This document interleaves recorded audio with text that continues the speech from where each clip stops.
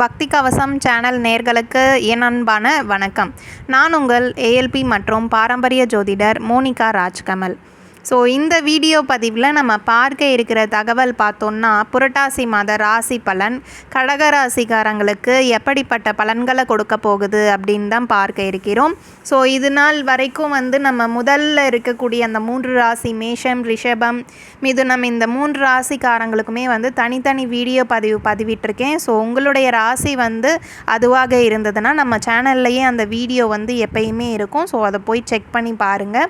So இப்போது இந்த புரட்டாசி மாதத்தில் கடகராசிக்காரங்க பார்த்தோன்னா, நினைத்து கொண்டிருக்கிற காரியத்தை பார்த்தோன்னா, ரொம்ப நாளாக நினச்சிட்ருக்கீங்க ஒரு காரியம், அது நடக்கலைன்னு அது நடந்துடும். ஸோ மனக்கவலை இது எல்லாமே நீங்களாக உருவாக்கிட்டு இருக்கிறீங்க இந்த மாதத்தில். ஸோ அது எல்லாமே தீர்க்கணும்னா நீங்கள் கண்டிப்பாக யோகா அல்லது தியானம், இந்த மாதிரி மெடிடேஷன் ஓரியன்டில் தினமும் ஒரு 20 நிமிஷம் செலவிட்டிங்கன்னா நிச்சயமாக தேவையில்லாத கன்ஃபியூஷன் அப்படிங்கிறது நீங்கிடும் உங்களை விட்டு. அடுத்தது பார்த்தோன்னா, தேவையில்லாத செலவுகள் செய்யக்கூடிய மாதம் தான் இந்த மாதம்.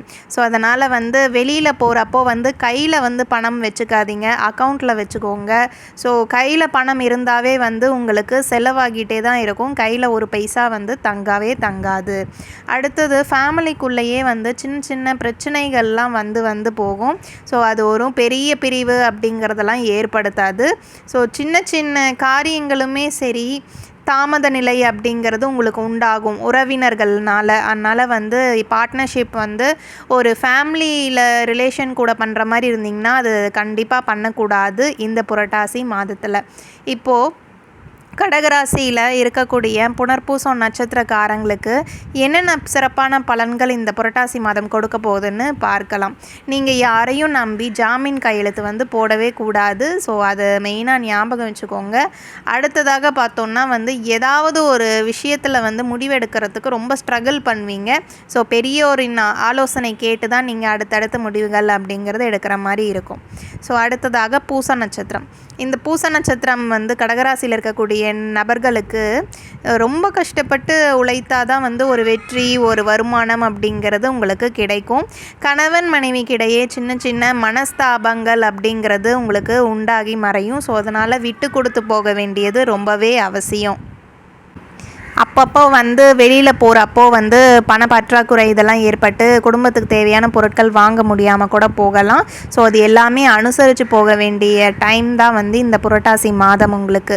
ஸோ அடுத்ததாக ஆயில்ய நட்சத்திரக்காரங்க. ஸோ இந்த கடகராசியில் இருக்கக்கூடிய ஆயில்ய நட்சத்திரக்காரங்களுக்கு பேசினாலே பிரச்சனை, அந்த இடத்துல ரிலேஷனுக்குள்ளே ஒரு உறவு விட்டு போகிறது, இந்த மாதிரி பாதிப்புகள்லாம், நல்லா போயிட்டு இருந்த உறவுகளே பகையாகிறது, இந்த மாதிரி பிரச்சனைகள் இந்த புரட்டாசி மாதத்தில் நிகழும். அதனால் பார்த்து பேச வேண்டியது அவசியம். ஸோ எதிரிகள் இருந்தாங்கன்னா அவங்கள விட்டு விலகியே இருங்க இந்த மாதம் முழுக்க. அடுத்தது பார்த்தோன்னா, இப்போது அலுவலக வேலையில் இருக்கீங்க, ஆஃபீஸ் போயிட்டுருக்கிறீங்க அப்படின்னா ஹையர் அஃபீஷியல் கிட்டே இருந்து சின்ன சின்ன பிரச்சனையை ஃபேஸ் பண்ணுவீங்க, ஒர்க் ப்ரெஷர் இந்த மாதிரிலாம். ஸோ எதுலேயுமே நிதானம் தேவை உங்களுக்கு இந்த புரட்டாசி மாதத்தில். பொதுவாக இந்த கடகராசிக்காரங்க பரிகாரம் என்ன செய்யலாம் அப்படின்னு பார்த்தோன்னா, திங்கக்கிழமை மாரியம்மனுக்கு தீபம் ஏற்றி வர உங்களுடைய கஷ்டங்கள் ஆகட்டும், மன நிம்மதி இல்லாமல் இருக்கிறவங்க எல்லாருக்குமே ஒரு நல்ல தீர்வுன்னு தான் சொல்லலாம். ஸோ இந்த பதிவு இதோட முடிஞ்சது. மீண்டும் மற்றொரு பதிவில் நான் உங்களை சந்திக்கிறேன். அதுவரை நன்றி, வணக்கம்.